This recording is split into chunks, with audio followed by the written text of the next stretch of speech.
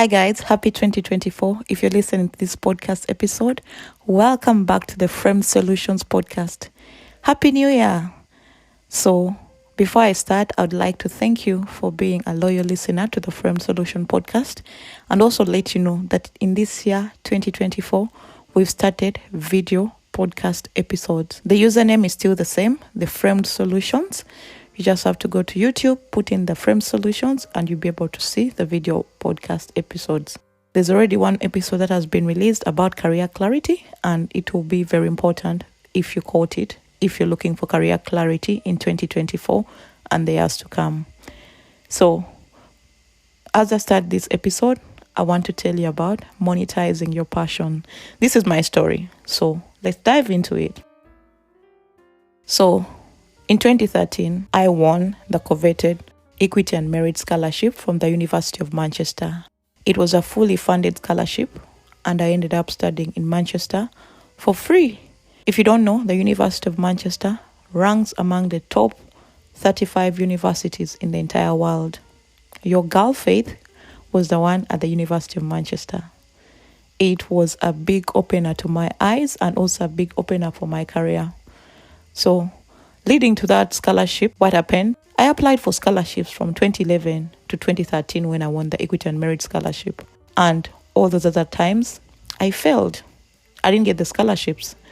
So from my failures, I learned the tricks and the techniques on how to ace your scholarship application and secure yourself a scholarship. So I go to Manchester to do my master's. While I'm doing my master's, guess what happens? People start reaching up to me and telling me, "Hi Faith, I understand you're the University of Manchester. Please help me apply for a scholarship. I want to study, let's say, University of Nottingham.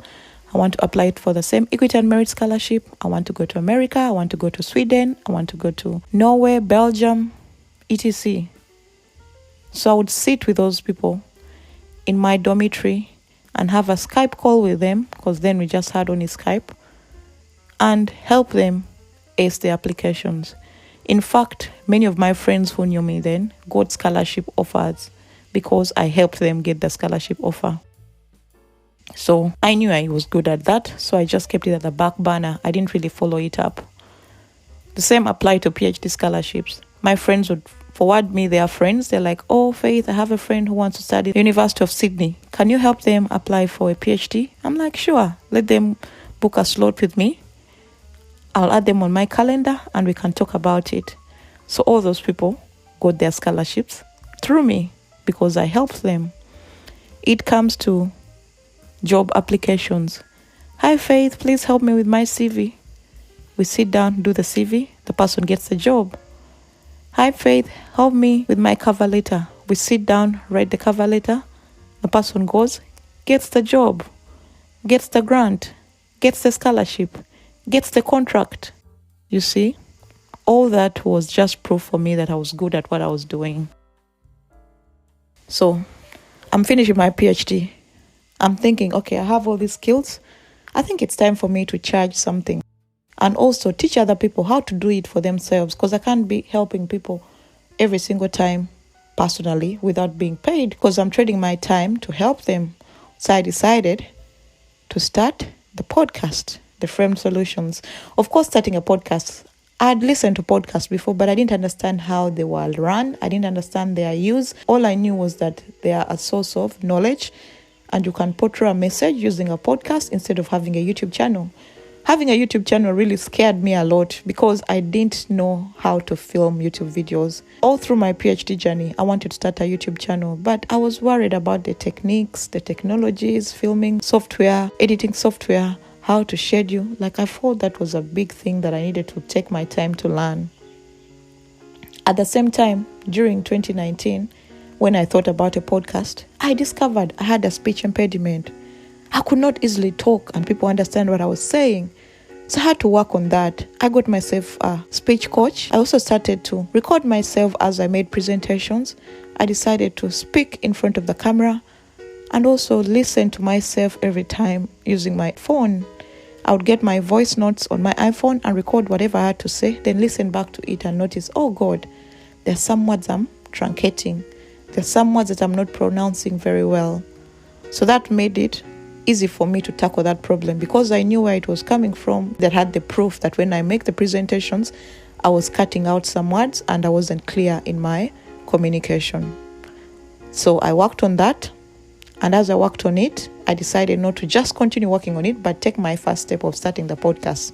So in 2020, right at the peak of the pandemic, I sat in my room with my husband. I told him, sweetheart, I think I'm going to start a podcast. I didn't have a job. I wasn't earning money from anywhere. I was just a newly postpartum mom. My son was around 3 months. We got money from our savings. I went to one of the electronic shops in Australia. I got myself a Blue Yeti microphone. I had my computer and also searched the web. So I landed on this guy called Pat Flink. Pat Flink taught me how to use GarageBand to record episodes for my podcast. So I sat and learned how to use GarageBand because I have an Apple MacBook.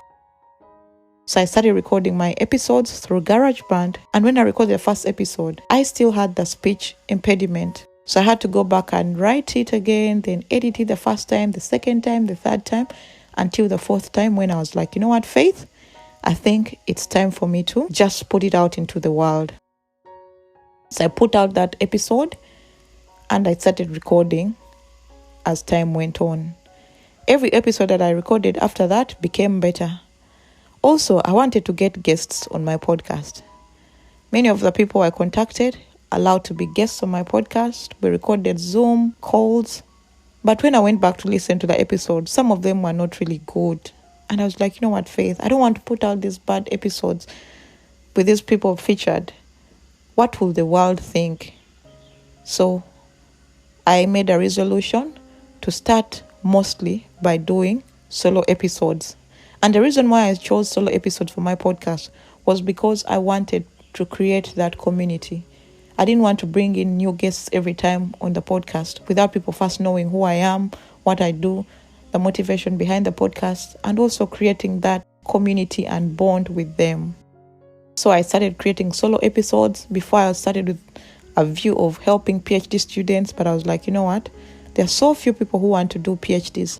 So I started talking about cover letters, resumes, personal branding, and this kept on going. You see, I started this podcast imperfectly. Imperfect action meant that I did it without knowing all the steps that I needed to take to get to my ideal product or my ideal destination, which was to make it a source of income. So 2020, I released my episode. 2021, I continued. So I get my job. I talk about how I got my job. So right now, I was starting to share more about my personal life and my personal things to show people that if you do this, you can get to point B. The podcast kept on growing. People would write to me and tell me, hi, Faith, I discovered your podcast. I love the content. Thank you so much. I've utilized the blueprint to career clarity and my career is very clear now. Now I know what to do. I've gotten a job here. But again, some other people would book themselves 3 30-minute calls with me. I tell them whatever I have to tell them about their careers and they go implement it and not even return back and tell me, Faith, thank you so much for the advice. I was able to get the scholarship. I was able to get the job. So I thought again, these people are giving me the social proof and the validation that what I'm doing is working. But at the same time, I'm not making any source of money out of this. To make it clear, money was not my main objective. My main objective was to help as many women and early career professionals advance their careers and create careers they love. Because those are the questions I kept on getting every time people would contact me. They wanted to know about how to become clear with their careers, how to write a CV, how to position themselves as the experts in their field. So that's what I wanted to portray in my system and also in my business. But again, I wanted it to be a fulfilling thing whereby at least I get a compensation for the time that I'm spending helping these people.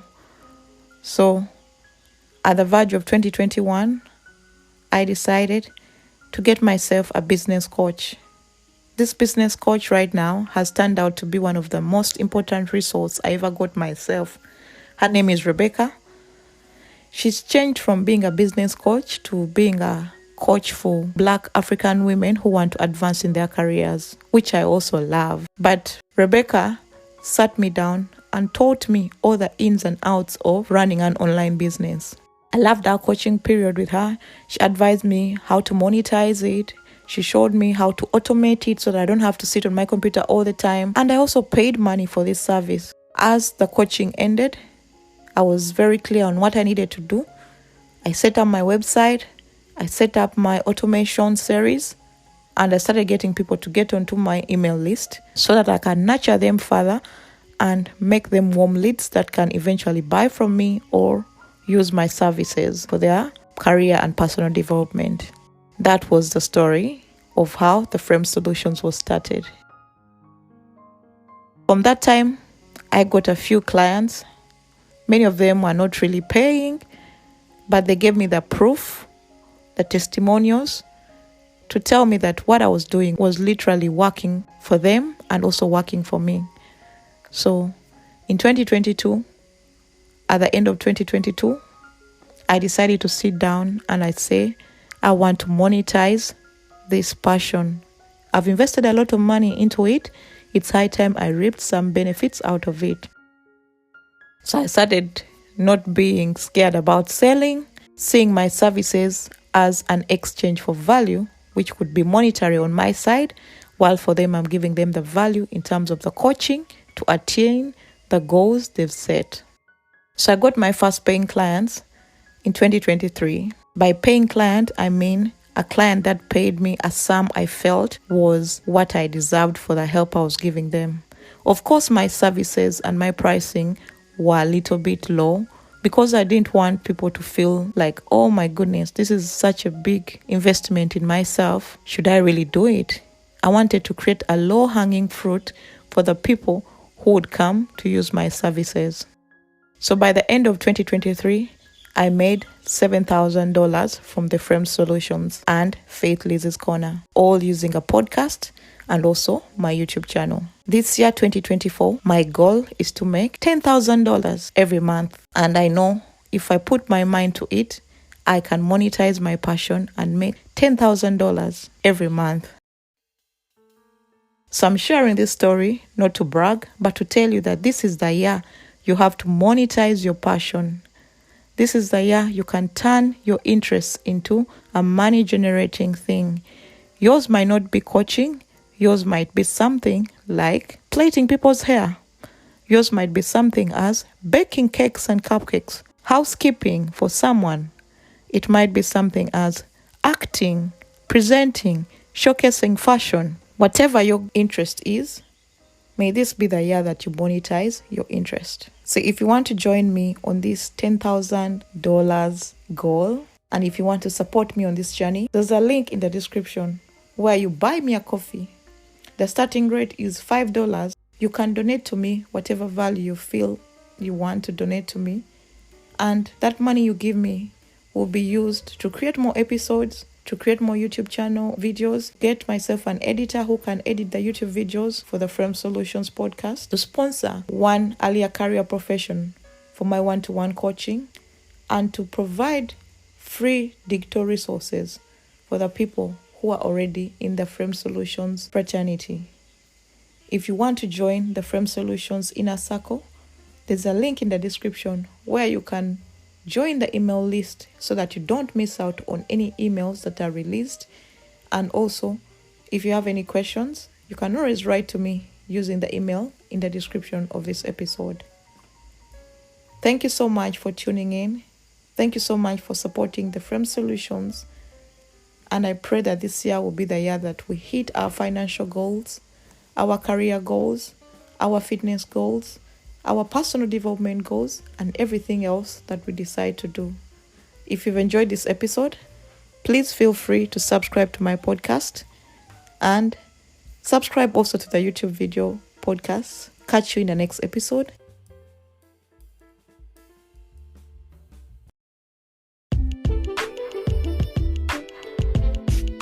I hope you've learned something from this episode.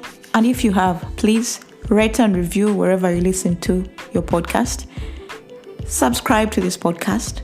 Share it with your family, friends, and those that you think are interested in career development.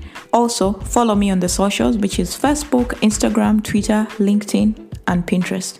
The username is the Frame Solutions. I can't wait to speak to you in the next episode. Stay blessed. Bye bye.